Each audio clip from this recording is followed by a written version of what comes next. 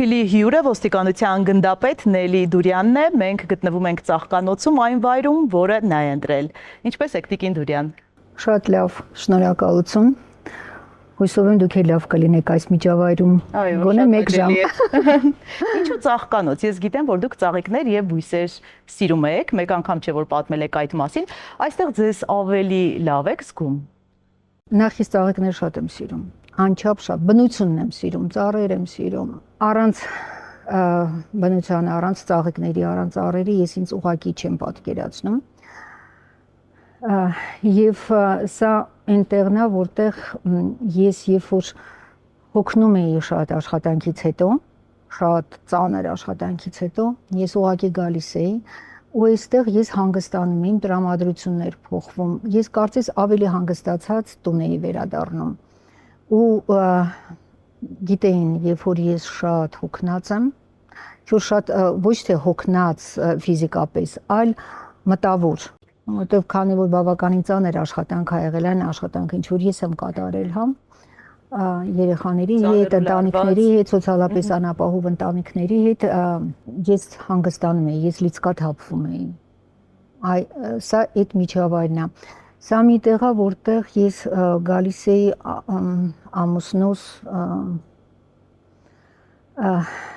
ամուսնուս դեպքից հետո, նախկինում սա այստեղ չի գտնվել։ Նա գտնվում էր հենց այնտեղ, որտեղ որ իմ ամուսինս հողարկավորված է։ Կողքն էր հենց գտնվում։ Ամեն օր աշխատանքից հետո գնում էի։ Ու երբ որ ես գնում էի,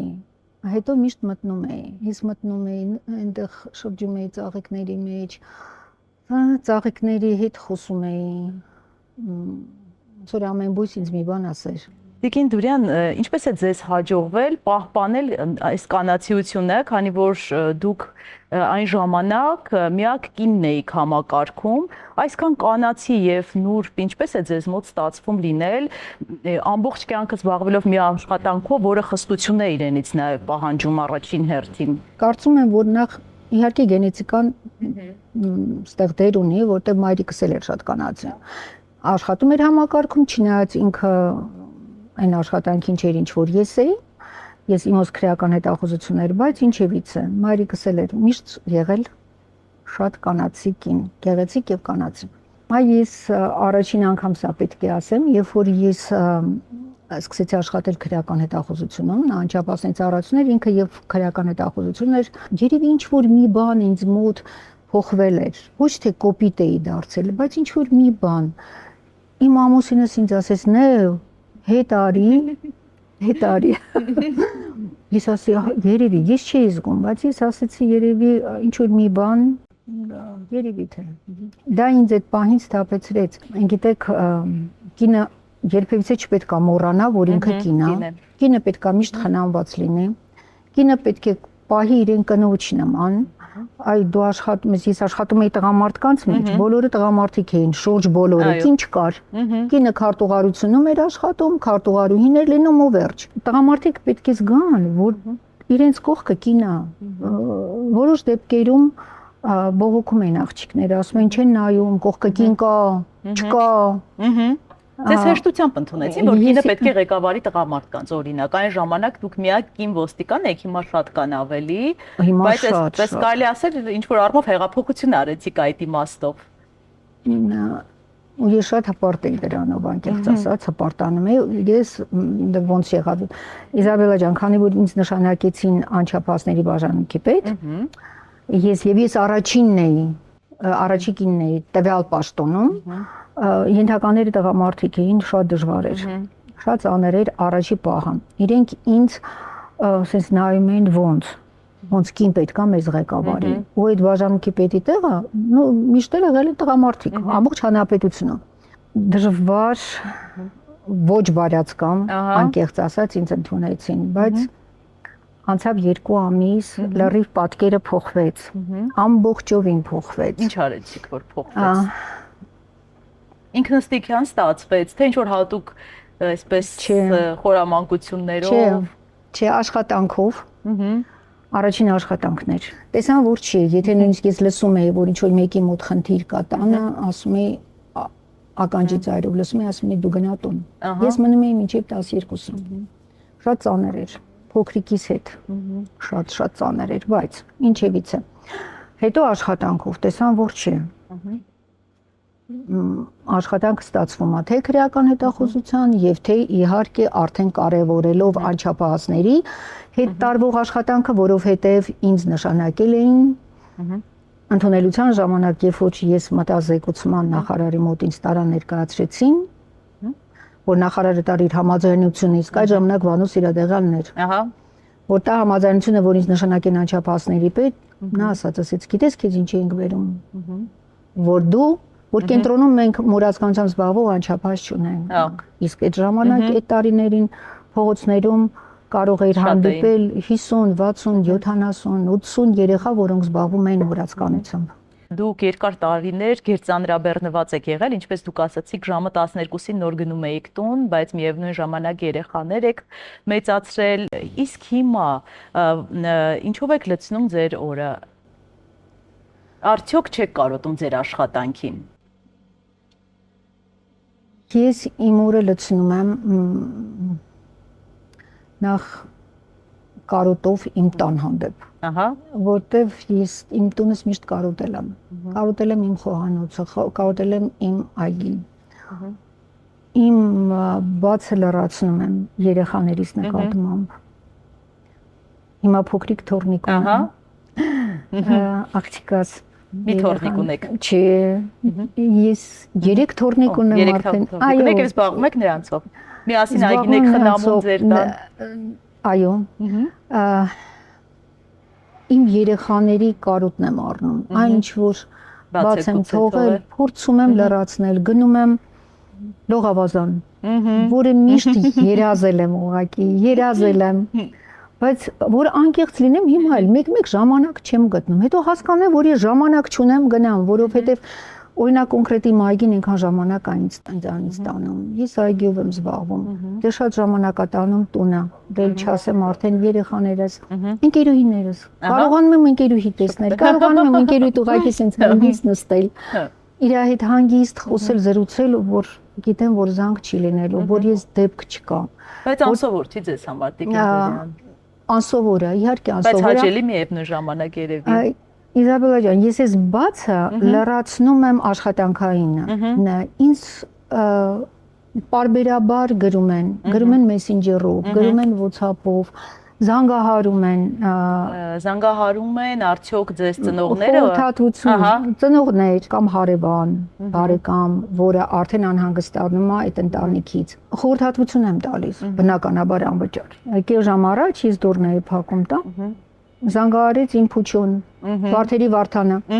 Զանգահարեց Տիկին Դուրան ջան, ինչ կա օգնելու, էլի ուզում եմ գա մի բան օգնեմ, ասում եմ Վարդան ջան, ոչ մի բան չկա, փուչո ջան, բան չկա, հանգիստ եղեք։ Գամ այգում, ինքը դե գալիս է այնտուն, ինքը ամեն երկուշաբթի ինձ ծաղիկներ է բերում, ամեն երկուշաբթի, այսօր էլ։ Այսօր երեկոյան ինքը իմ դուռը կզանգի։ Ու ինձ գիտի որ գարնանային ծաղիկներ շատ եմ սիրում, առաջինը գարունը ինքն է բացում միմոզաներով, գիտի որ սիրում եմ շատ։ Իզաբելա ջան, այդ պահին ինձ լավ է զգում։ Որ գոնե մի փոքր բան կարողացել ես անես։ Տեսեք, հայերս մենք ասում ենք, որ մենք ամենալավ ծնողներն ենք։ Երեխային տալով կրթություն, այսպես այն պարտադիր բաները, մենք հայ ծնողները արդյոք լսում են իրենց երեխաներին եւ ինչու են երեխաները կանգնում սխալ ճանապարհի վրա։ Դա երեխայի, այսպես ասած, մեղքն է, թե ծնողի բաց թողումը։ Իհարկե,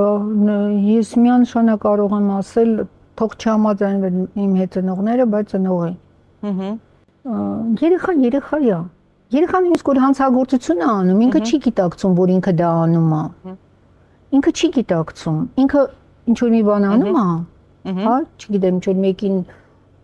խփում է, վիրավորում է, հանցագործություն է։ Նոր հետո ինքը անելուց, նոր սկսում է ինքը մտածել։ Ի տարբերություն չափահասի։ Ու երեխայի հետ դեպ աշխատելը շատ ավելի դժվար է, քան չափահասի հետ։ Շատ ավելի դժվար է։ Շատ ավելի նոր մոտեցում է պետք։ Երեխան քո հետ կարող է ժամերով չխոսի։ Դու իր հետ խոսես, ոչինչ, ունեցել եմ տենց դեպք։ Ահա։ Մանկատանը մնացել է մի տարի ուրիշի անվան տակ։ Ուղղակի հայտնվել է այդ մանկատանը։ փողոցից ոնց որ վերցրել են ու չեն կարողացել ողջել թե այս երեխան ով է, ուրիշի հետո ինձ տնօրենը ասում է գիտեք Տիկին Դուրյան ասում է, ես է զարմանում էի, մենք իրան իրա տված անունով կանչում ենք, չէր շրջվում։ Օ։ Այդ երեխան իմ մոտ եղավ շուրջ 3 ժամ։ Իրա հետ ամենասկզբից շատ հետս սենց լարված էր խոսում, չէր ուզում նայր վրա, սենց չարացած էր։ Դուք չեք պատկերացնի, շատ ավելի վերջում ոնց սկսեց խոսալ, ոնց բացվեց, պարզվեց, որ ինքը Գյումրիից է, որ ինքը անցնում էր սպանությունով, որովհետև եթե երկար 1 տարուց ավել արդեն ինքը չկար, բնականաբար իրան համա հետախուզում էր, որտեղ սպանություն էր արդեն նստել իր մասով։ Երեխայի պետքա խոսալ, երկար խոսալ, ծնողը։ Այ վերադառնանք հարցին, ծնողը պետքա երեխայի հետ խոսալ, երեխայի հետ ընկերություն պետքա անի։ Հիմա իմ տղաս արդեն մեծ տղա է, բայց ես իր հետ ընկերություն եմ անում ու ես համարում եմ, որ ինքը իմ ամենալավ ընկերն է այսօրվա, ամենալավ։ Այ ոնց որ իր papan էր, հիմա իմ տղաս է, ես իր հետ կարող եմ ամեն ինչ խոսալ։ Հանգիստ, ես գիտեմ, որ ինքը ինձ կհասկանա։ Պետքա խոսալ, պետքա կիսվել, պետքա երեխային լսել, մանավանդ երեխային այդ դեռահասության տարիքը բավականին բարդ տարիք է, իսկապես բարդ է։ Օրինակ այդ տարիքում ինձ օգնել է իմ ամուսինը։ Տղամարդու դեմար ես միշտ կարևորում եմ տղամարդու դերը ընտանիքում։ Մայրիկին միայնակ բան չունեմ ասելու, շատ դեպքերում շատ լավ ստացվում է, ունենում են արտակարգ լավ զավակներ, բայց դժվար է մայրիկին։ Առանց տան տղամարդու, չէ որ տղամարդու դերակատարությունը շատ մեծ է այդ դաստիարակման, տղայի դաստիարակման գործընթացում, իհարկե լավ հայրիկին, որը լավ օրինակ է, որը իր երեխայի տղայի հետ ընկերություն է անում, որը հետևողական է, որտեղ դեռահասության տարիքին է, որ տղան դուրս է, փողոց է ձգտում։ Դուք երբևէ կարողացել եք հասկանալ այն մայրերին, որոնք գուցե եւ ստիպված իրենց երեխաներին հանձնում են մանկատուն։ Կարծում եմ ձեր պրակտիկայի ընթացքում ցավոք նման դեպքերի հետ բախվել եք։ Շատ դեպքեր են եղել, դեռևս 96 թվականին եւ հորիս ընդունվեցի անչափահասների ինձ նշանակեցին անչափահասների բաժանմունքի պետ, այդ տարիներին շատ էին երեխաներ թողնում ուղակի փողոցում, սրճարանում, աթոռի վրա թողնում գնում էին, շքամուտքում թողնում գնում էին, շատ էր այդ ժամանակ դեպքերը, գիտես նաեւ Իզաբելա տեղավորելու տեղ չկար։ Տանես մանկատուն եթե դու տանում ես, դա մի հատ գործընթաց է, դու պետք է այս թուղթ, հիվանդանոց, մյուս, հա, այդ համապատասխան օղակներով պետք է անցնել այդ ամենը, նոր երեխային տեղավոր, բայց այդ ընթացքում երեխային ուր թողնես։ Ժամերով պահում էինք, քանի որ իմ կաբինետում, հա, իմ գրասենյակում էինք պահում երեխային, տղաները շատ վատ տարիներ էր, ծանր տղաները վազում էին մեկը հաց էր բերում, մյուսը ուտելիք էր բերում, ինչ-որ կաթ էր բերում, որտեղ շատ նորացին երեխա էր։ Ու անընդհատ իմ գիրկը մի հատ երեխա լինում էր, ու իմ աղջկաս տարիքին էլ էր լինում, շատ ծանր հոգեվիճակ։ Ու միշտ որ մեղադրել են, ես ինքս անձամբ վատ եմ զգացել։ Պետք չի մեղադրել։ Նախ եւ առաջ չի կարելի երեխային թողնել անօգնական վիճակում, չի կարելի երեխային թողնել փողոցում, չի կարելի երեխային հանձնել մանկատանը, պարզը։ Նախ պետք է դու հասկանաս, ինչու է ինչի է թողել եւ օգնես, որպեսզի երեխա ինքը կարողանա երեխային ուղղակի չհանձնել։ Օրինակ դեպք եմ ունեցել, ես աշխատում եմ նույն բաժանմունքի պետը Սպանդարանում, եկավ մի կին, որ գրքին ուներ իմ աղջկա տարիքին երեխա, ու աղջկաս էլ այնպես նման էր։ Շեկ բաց մազերով բերեց ու ասեց ես ուզում եմ հանձնեմ մանկատուն, խնդրում եմ օգնեք։ Աչքերը սենց լցվեցին, ես հազիվ ինձ զսպեցի, ասեցի ինչի, ասեց չեմ կարա պահեմ, դա ձմեռն էր։ Ասեց տանը երկուսը ունեմ, մինչև գարուն ես թողնեմ մանկատանը, հետո կվերցնի։ Գարնանը ես մինչև կկարողանամ այդ խոտը դուրս կգա, տենց էլ ասեց, կսկսենք ուտել, տենց էլ ասեց։ Դա 97 թվական էր, շատ ծանր էր։ Ասի ես քեզ խնդրում եմ, դու մանկատուն չես կարա տաս, մանկատուն կտաս երեխային, դու չես կարա 2-3 ամսով թողնել, դու հանձնում ես մանկատուն։ Խնդրում եմ, արի օգնենք երեխային, բայց չի ոնց կլինի։ Մի խոսքով կարողացանք օգնել, այո, ուտելիքով, չանցնեց մանկատուն։ չհանձնեց։ Ուտելիքով ամեն ինչով օգնեցինք, կարողացավ այդ մի 3 ամիս էր, այդ 3 ամիսը կարողացավ, երեխան մնաց իր։ Դե հիմա եթե այս կինը տաներ հանձներ, հիմա ինքը մտածում էր այն երկուսի մասին, որ երկուսը սովից ու ցրտից չմահանան, հա։ Եվ այս երեխայի մասին բնականաբար էլի չէր ուզում ինքը հանձնել։ Իսկ նման դեպքերն են ավելի շատ եղել, որ մայրերին կարողացել եք համոզել, որ մանկատուն չհանձնեն, թե հակառակը։ Չի տենց ասել, որ շատ ավելի եղել են դեպքեր, որ տեղ կարողացել ենք համոզել, որտեղ կարողացել ենք խոսել, շատ են դեպքերը, տարբեր աղջիկ կար, որը թողել էր, հիվանդանոցում հրաժարվել էր, սակայն հետո, երբ որ մենք իմացանք, կարողացան գտնել այն տղային, որի հետ պետք է ամուսնանար, տղան հրաժարվել էր ամուսնանար, մի խոսքով կարողացանք նենց անել, որ իրանք հանդիպեցին, երեխային վերցրեցին մանկատնից, իրենք էլ ամուսնացան։ Happy end-ով վերջացավ այդ պատմությունը։ Կազմեցին ընտանիքը։ Այսինքն շատ տարբեր են դեպքեր։ Իհարկե դեպքեր եկան, որ ուղղակի հայտնվել են մանկատանը ու վերջ։ Գիտեք, դրա համար ես չեմ ուզում մեղադրել, չեմ ուզում ինձ վերագրել, վերապահել դատավորի կարգավիճակ եւ ասել այո մեղավոր են։ Չէ, մի հատ հասկանանք, փորձենք օգնել, ու եթե տեսնենք այո, կան նաեւ այդպես ցավոք սրտի, կան նաեւ մայրեր, որոնք ուղակի հանձնում են ու վերջ։ Երեխան ունի մի փոքր խնդրեմ հանձնում է։ Չի ուզում խնդրելով, խնդիրով, առողջական խնդրով երեխա պահել, չի ուզում։ Բայց ամեն ինչը պետք է մի հատ ուղակի խորքային խոսել, հասկանալ, այստեղ երևի հոգեբանի աշխատանք է պետք, սոցիալական աջակցություն է պետք է մայրերին։ Իսկ կարելի է ասել, որ հայ մայրերին դա ավելի քիչ է բնորոշ, թե նման բան չկա, մայրը մնում է մայր, որ երկրում էլ ծնված լինի, որ երկրի քաղաքացի է լինի, չէ, թե կա ինչ-որ առանձնահատկություն։ Հուսամ հայր մայրերին ավելի քիչ է բնորոշ դա։ Հուսամ, որտեվ դա մեզ սազական չի։ Ես հիշում եմ իմ տատիկիս պատմությունները, որը Եղեռնի արդյունքում հայտնվել էր մանկատանը Ստեփանավանի 5 տարեկան հասակում։ Եթե մենք հիշենք մեր պատմությունը, մենք կտեսնենք, որ հատուկ ստեղծվել են մանկատներ, վերցնում էին երեխաներին, պահում էին, ու ի դեպ իմ տատիկից վերցել էր պապիկս, որը շատ փոքր էր եղել, պապիկս մեծ էր իրենից, վերցել էր, տարել էր, պահել էր տատիկիս, երբ որ հասել էր արդեն համապատասխան տարիքին, նրանք շուտ էին ամուսնանում, 15 տարեկան, 16, իրենց տանը ծնողների մոտ տարել էր, պահել էին ու ամուսնացել էր տատիկիս հետ։ Հետաքրքիր պատմություն։ Տիկին Դուրյան, այս ծրարի մեջ ավելի սուր հարց է, եթե ցանկանում եք կարող եք վերցնել եւ պատասխանել, եթե ոչ կարող եք հրաժարվել։ Կպատասխանեք այս հարցին։ Իհարկե։ Խնդրեմ, կարող եք բացել, տալի ինձ, ես հարցը կընթերցեմ։ Ես պատրաստ եմ յուրաքանչյուր հարցի պատասխանել, չկա տենց հարց որ չեմ պատասխանել։ Շատ ավելի լավ։ Մենք ապրում ենք մի փոքրիկ երկրում, որտեղ մեկը մյուսին ճանաչում է եւ ցանկացած հարցի պատրաստ եք, չարժի խփել։ Իհարկե, միանշանակ։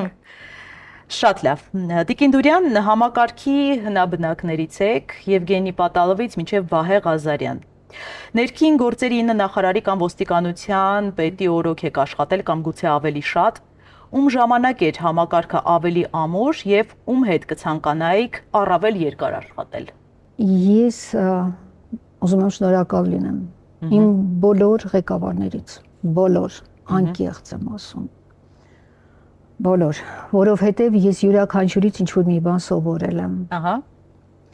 որովհետև այդ ղեկավարները հնարավորություն են տվել աշխատել, դրսևորել, ինքդ քեզ դրսևորես, վստահել են քեզ,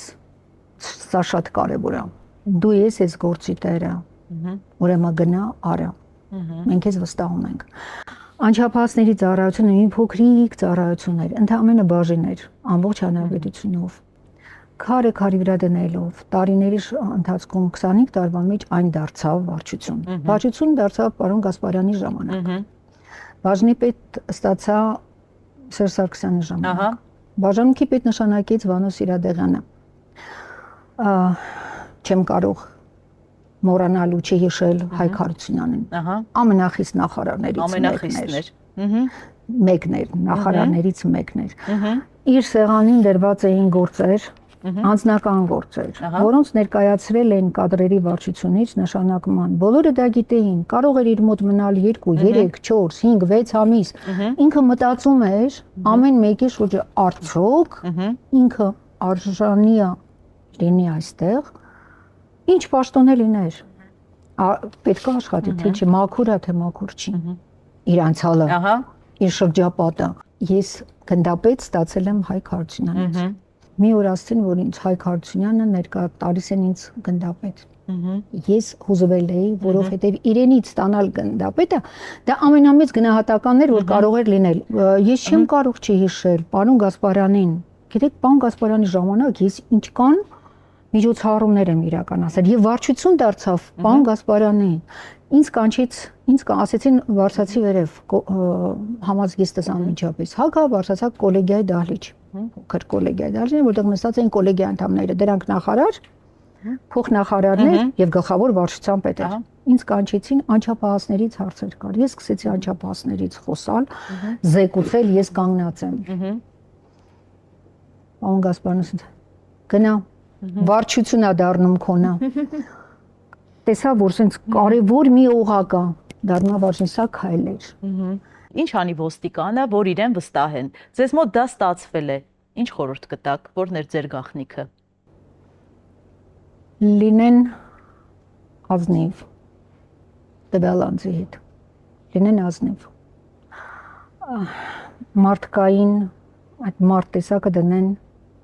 առաջի տեղում, հա։ Որտեղ շատ դեպքերում, քանի որ մենք գործ ունենք ընտանիքների հետ, որոնք գտնվում են դժվար իրավիճակում, այս մարդիկ նաև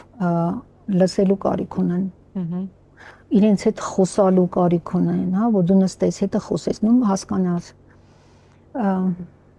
Եթե պետք է աջակցես, չպետք է դիմացինը քեզ տեսնի միայն ոստիկան, չէ։ Այո, դու բնականաբար ոստիկան ես, բայց պետք է քո մեջ տեսնեն նաև ընկեր, տեսնեն մի մարդ, որը գրագիտ է, չէ, ճիշտ խորհուրդներ է տալիս, եւ միայն նրա համար չէ, որ քեզ բռնի ու տանի ոստիկանություն, չէ։ Տիկին Դուրյան, համակարգում ծառայողները ներկա եւ նախկին շատ դրական են արտահայտվում ձեր մասին, բայց միևնույն ժամանակ ասում են, որ դուք բավականին խիստ եք եղել։ Եթե հետհայացք եք գցում, արդարացված էր ձեր խստությունը, թե կարելի էր մի քիչ ավելի մեղմ լինել։ Ախր մենք ոստիկանությունում ենք աշխատում։ Դա ոստիկանություն է, դու չես կարող։ Ինձ հրաման են տալիս։ Ես ասում եմ ճիշտ այդպես, հա։ Բայց ես էլ եմ հրաման տալիս։ Խիստ եմ եղել, երբ որ տեսել եմ անգրագիտությունը։ Երբ որ տեսել եմ ինչ որ մի բան չգիտեի, բայց չի ձգտում իմանալ, չի փորձում աշխատել իր վրա։ Խիստ եմ եղել, երբ որ տեսել եմ, որ զբաղվում ամեն ինչով բացի աշխատանքից։ Չի կարող խիստ չլինեի, չի կարող խիստ չլինել, եթե մտնում են ինձ մոտ ու ամենատարրական հարցերն ես տալիս, որը վերաբերում է իրենց գործառույթներին, իրենք չգիտեն, իրենք այդ դեպքում իրավունք չունեն ուղղակի աշխատել։ Ես խիստ եմ եղել, որտեղ տեսել եմ երեխայի հետ լավ չեն վարվում, չի կարելի երեխայի հետ վարվել։ Այդ իրավունքը իրենց ոչ մեկ չի վերապահել։ Դա երեխայի հետ ճիշտ վարվել, երեխայի հետ պետք է խոսել, զբաղվել, աշխատել։ Իսկ դուք կարողացել եք ներել համակարգի դավաճաններին։ Ես ընդհանրապես դավաճաններին չեմ ներում, չեմ ընդունում։ Որ նորմալ մարդը կարա դավաճան ընդունել, որ նորմալ մարդը կարա դավաճանին ների։ Չէ, իհարկե։ Չեմ ներել եւ չեմ էլ ների։ Չի կարել, պետք է լինել նվիրալ քո աշխատանքին, նվիրալ քո հայրենիքին, նվիրալ քո ընտանիքին, ընդհանրապես մարդու տեսակը։ Սիրում եմ նվիրալներին։ Տիկին Դուրյան, հետաքրքիր է, ձեր աշխատանքի ընթացքում դուք զենք կիրառել եք։ Ես զենք չեմ կիրառել, բայց զենք ունեցել եմ։ Ես գիտեմ, որ ունեցել եք, այսինքն ընդհանրապես չի եղել նման ամրագրված իրավիճակ։ է եղել զենք եւ ունեմ նաեւ ատրճանակ, Ահա, որով պարգևատրվել եմ շատ լուրջ հանցագործություն բացահայտելուց։ ինչ հանցագործություններ, եթե գաղտնիք Դա չի։ չեմ ուզում հիմա դրա մասին, ինքը եզակի հանցագործություններից մեկն էր հանրապետությունում կան, հենց այդ հանցագործության բացահայտումից հետո, որը դա թիմային աշխատանք էր։ Քրեական հետախուզության գլխավոր վարչությունում մենք աշխատեցինք այդ դեպքի շուրջ բավականին մեծ աշխատանք տարվեց, որից հետո ես ստացա այդ մարտական ատրճանակը։ Հայրիկս փոխգնդապետ էր, մայրիկս փոխգնդապետ էր։ Ու հայրիկս շատ ծանր մայոր է։ Շատ ծանր էր տանում։ Ես փոքր երեխա էի, ես հիշում եմ, էլի պապաս sense ոնց կլինի երկուսս հավասար բան, ես պետքա լինեմ ավելի բարձր, քան կինս։ Հետո հայրիկս ստացա փոխգնդապետ, մայրիկս մայոր էր, հետո sense ու ինձ հայրիկս միշտ ասում էր, կարող եք դու էլ գնդապետ ստանաս։ Ասում եմ, չեմ տա։ Ասում պապ, ինչի, ախր ինքը արդեն մեծ էր, տանն էր, չէր աշխատում ու երբ որ ինձ տվեցին գնդապետը, իրա դա վերջին օրերն էր։ Ինքն էլ շատ ես նենց ուրախ եք ասի պապ ջան։ Ինքը դա տեսավ, ինքը դա լսեց, ասի պապ ջան, ասեցի, ես գնդապետ եմ։ Հիմա ովքեր են ձեր ընկերները։ Հին ընկերներն են, թե ավելացան նորերը, երբ արդեն, այսպես ասած, հեռացաք աշխատանքից։ Իմ ընկերները հինն էլ կան, նորն էլ կան։ Ես թանապես բաց մարդ եմ եւ եթե այ հիմա ուրախությամբ քո հետ ընկերություն կանեմ Իզաբելա ջան։ Ես սիրում եմ, եթե մի մարդ, որը քեզ արդեն դառնում է հոգեհարազատ, ընկերուհին է, որ ընդամենը 2-3 տարի այն շատ հոգեհարազատ մարդ է դարձել։ Ամեն օրվա իմ ընկերուհին է, ես ունեմ ընկերուհի, որը մի 6-7 տարի առաջ է ինձ ընկերուհի դարձել, որի հետ ամեն օր եմ ել իմ հին ընկերներս անփոխարինելի են ինձ համար, ուղղակի այ ես հասկանում եմ քո հարցի այդ ենթատեքստը, այնքան լավ բան է, որ սենց մաքրվում է ու մնում են այն մարդիկ, որոնք իսկապես պետք է լինեին քո կողքին։ Ու ես մեկ-մեկ մտածում, ինչ լավ կլիներ, որ սա լիներ շատ ավելի շուտ։ Ու լինեին իսկապես մնային այն մարդիկ, որոնք որ քո կյանքում կարևոր են։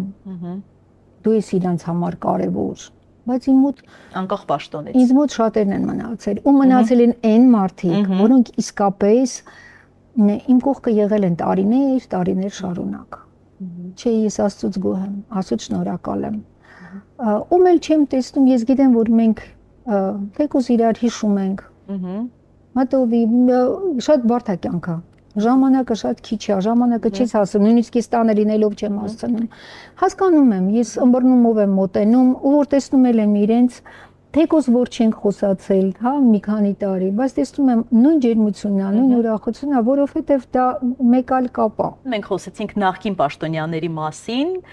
այ ես որ երբ շփվում եմ ծնողների հետ, ասում են, եթե մենք 50 էլի դուրյան ունենանք համակարգում, այսպես համակարգը կառողջանա եւ ընդհանուր հանցավորությունների թիվը կնվազի, դուք ներկա իշխանությունների կողմից ձեզ գնահատված համարում եք։ Ես գնահատված եմ եղել մինչև իմ աշխատանքային վերջին օրը։ Դրանից հետո ուղղակի ես ինձ համար հանգիստ եմ անցել եւ իսկապես հանգստանում եմ։ Բայց իհարկե շատ ակտիվ եմ։ Այո, այլ կերպ չէր կարող լինել։ Այլ բան չկա։ Հասկանալի։ Այլ բան չկա, ես չգիտեմ այդ գնահատանքը ոնց պետք է լիներ։ Պետք է չլիներ, նո կոմունիստների ժամանակ դա եղել է։ Որտեւ իմ մայրիկս աշխատել, հայրիկս ես էլ եմ աշխատել, նո կանչում էին կոլեգիաների, կանչում էին այդ նիստերին էին կանչում էին խորհրդատվության։ Իսկ հիմա կանչում են այդ պետական։ Հիմա կոնկրետ ես չգիտեմ, միգուցե կան պաշտոնատար, եղել կան ծառայողներ, որոնց կանչում են։ Ահա, տեղակ չեմ անկեղծ ասած։ Ես անձամբ ոչ։ Ինչու՞։ Միգուցե անհրաժեշտություն չկա։ Ինչ ասեմ։ Եթե անհրաժեշտություն լինի, եթե ես գամ, որ ես ինչ որ կկարողանամ օգնել, ինչ որ իսկապես օգտակար կլինեմ, իհարկե, որտեվ խոսքը եթե գնում են ամանավանդ երեխաների մասին, ընտանիքների մասին, ինչու՞ չէ տարբեր խնդիրներ, մեր ժողովրդի մասին, ես պատրաստ եմ օր ու գիշեր 24 ժամ անել այն, ինչ որ արել եմ ու անել ավելին, բայց եթե չի ուրեմն միգուցե ամեն ինչ ճիշտ տեղում է կամ չգիտեմ, չեմ կարող այդ հարցին պատասխանել, բայց ունեի մի ղեկավար, դա պետք է պատմեմ, դա Հարությունյան Հրաչն էր։ Բոլորը գիտեն, որը մի քանի տարի առաջ մահացավ, մեր քրեականի տաղստության գլխավոր վարչապետն էր, 5 տարի իր ենթակայության տակ աշխատել է, գիտեք, ղեկավարն, ախր դուք ասում եք ղեկավարն, ես հիշեցի ուղակի, բայց ես ունեցել եմ շատ լուրջ, իմ ղեկավարները բոլոր ովքեր նշանակված էին, ունեին լուրջ պոտենցիալ, որից կարող էր վերցնել Հարությունյան Հրաչն էր, ամեն առավոտ ժամը 9-ին անցկացնում խորհրդակցություն, մենք վազելով գալիս ենք, համազգեստահակնում ենք, 9-ին արդեն իր կաբինետում ենք ու սենց զեկուցում ենք, թե ինչ ենք արել 3 կոնկրետ ես զեկուցում ինչ միջոցառումներ եմ արել չափածների շրջանում ու հետո արդեն ինչ օպերատիվ, ինչ բացահայտումներ եւ այլն եւ ես զեկուցում եմ ամբողջ հանրապետության տարածքով, քանի որ ամբողջ հանրապետություններ։ Մի օր երբեք չեմ մոռանա, Հրաչ Վազգենիչը սենց արեց։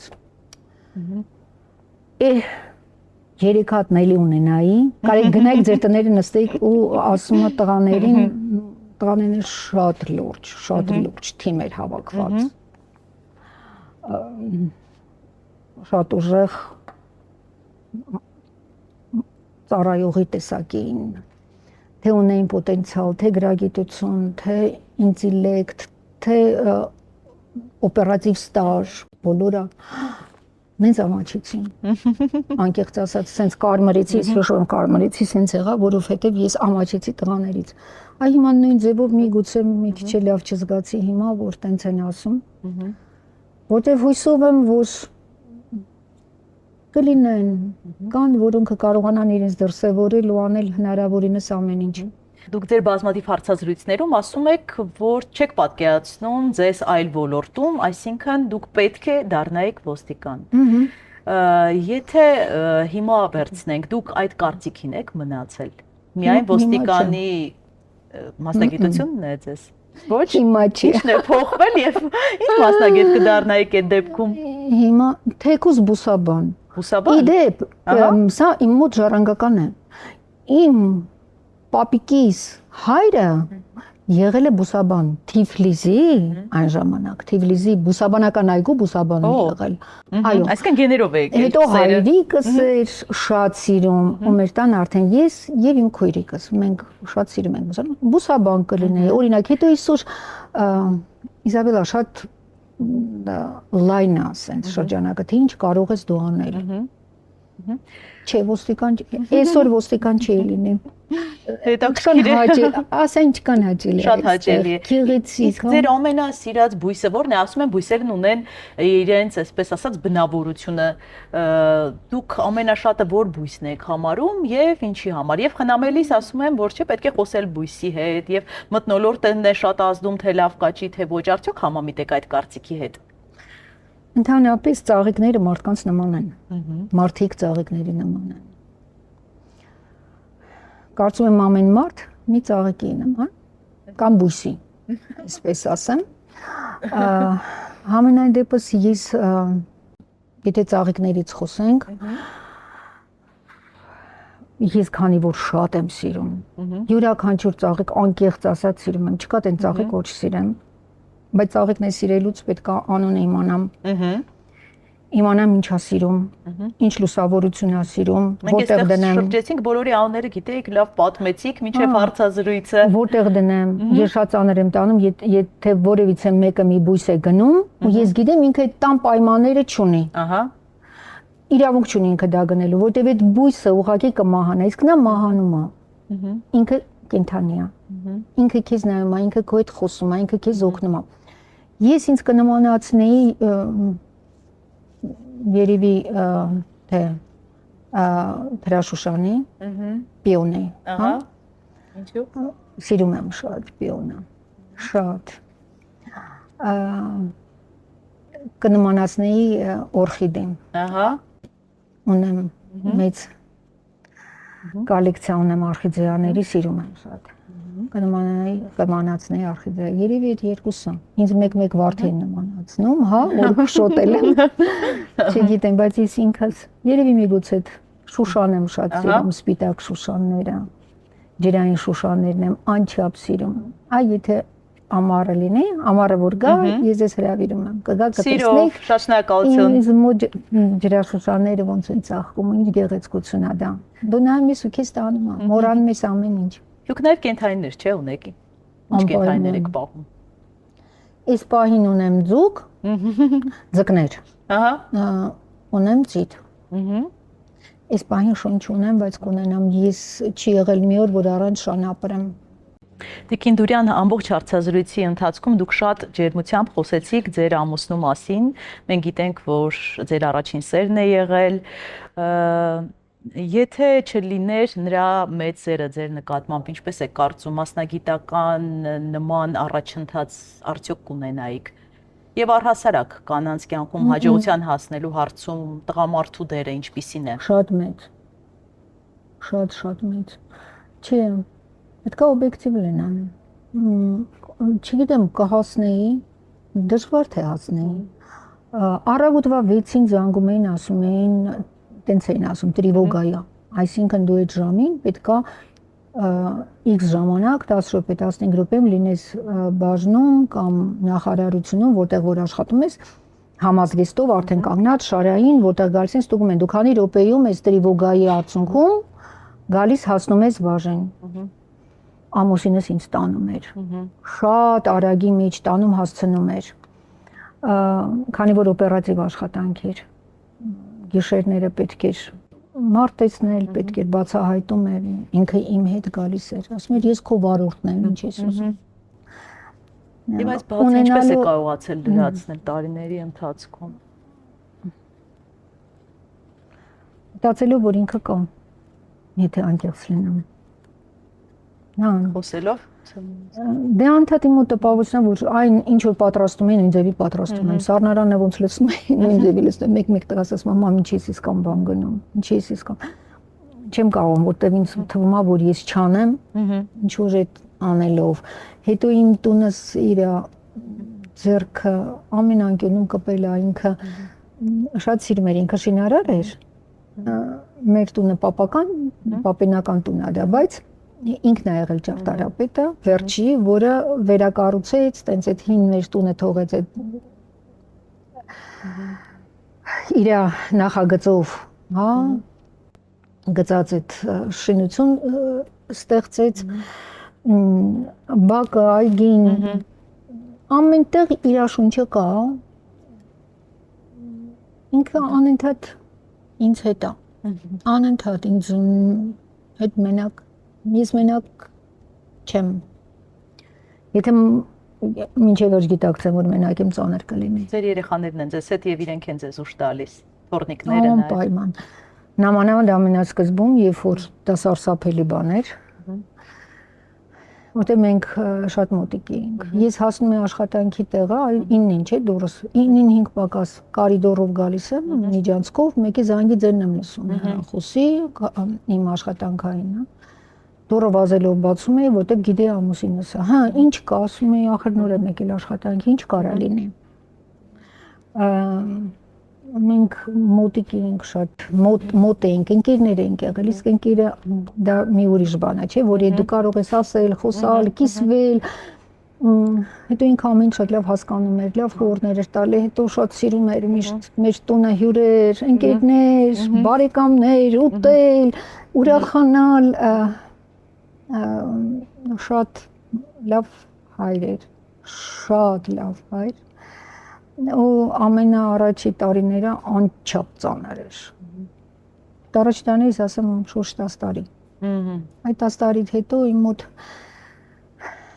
մի քիչ կարողացա 10 հետաքրքիր էր 10 տարին անցա, բայց 10 տարի ինձ ուժ էին տալիս իմ երեխաները։ Կարծում եմ յուրաքանչյուրը ինչ որ այս այն ինչ որ ես եմ ապրել, ինչ որ մի ուժ գտնում է։ Ինչ որ միտեղ կարողանում ինչ որ մի բանով իրեն ապրեցնել։ Այն ձապրեցին իմ երեխաները, որտեղ ես հասկացա, որ ես իրենց պետք եմ, իրանք պապա կորցրեցին, շատ լավ պապա, հիմա էլ ես պարտավոր եմ մնալու իրանց հետ լինելու, փառք Աստծուն։ Ես այնքան երջանիկ եմ, որ իմ երեխաներս, իմ ամուսինս ինձ տվել է։ Դες երջանիկ եք շնորհակալ եմ։ Իհարկե։ Այո, երջանիկ եմ համարում։ Բայց շատ երջանիկ լինելու համար լիքը բան է պետք։ Շատ շնորհակալություն Տիկին Դուրյան, անչափ հետաքրքիր եւ անկեղծ զրույցի համար։ Շնորհակալություն։ Ես էլ եմ շնորհակալ։ Պրոֆիլ հաղորդաշարի հյուրը ոստիկանության գնդապետ Նելի Դուրյանն էր, իսկ մենք դեռ կհանդիպենք։